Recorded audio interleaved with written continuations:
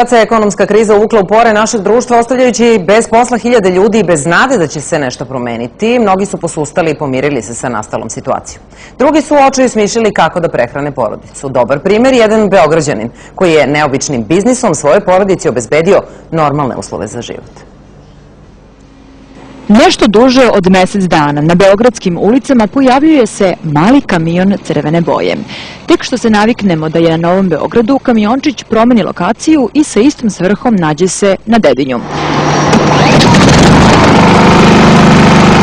Kamion, poznatiji kao Viršlomobil, vlasništvo je Olivera Cvetkovića, koji je na ovu ideju došao upravo da bi prehranio porodicu, a srpskoj predstavnici vratio, kako kaže, zaboravljeni proizvod – beogradske viršle. Pošto sam ostao bez posla umeđu vremenu, zaposlim sebe, svoju porodicu, uzeli smo kredit, pokušali smo da ništa ne tražimo, znači od države, da pokušamo sami da se snađemo na svoju inicijativu, smislili nešto originalno. Međutim, i pored velikog interesovanja naših građana za starim beogradskim viršlama i proizvodima, građani se interesuju i za poreklo ovog neobičnog viršlomobila.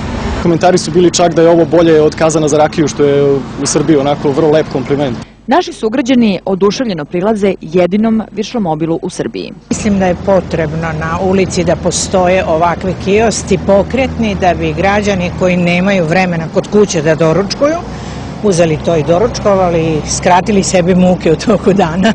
Nisam video do sad, nekad nije loše. Nije loše, možda se promene mesto, sve tako da. Dobro je, uzimala sam viršle za unukicu i svako jutro uzimam, predivno je.